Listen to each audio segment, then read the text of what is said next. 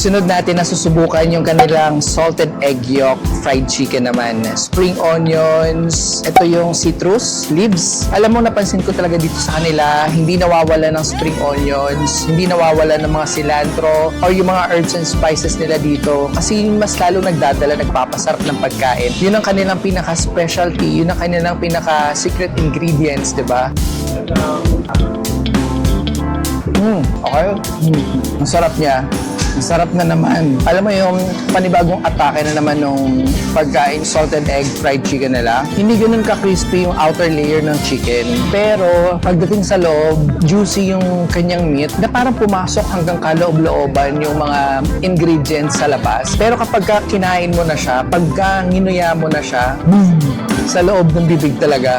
Ang masarap dito, boneless, yung ginamit na part ng chicken. Kaya namang mag-enjoy yung mga bagets na hindi na magtatanggal ng buto dito. Ang sarap niya.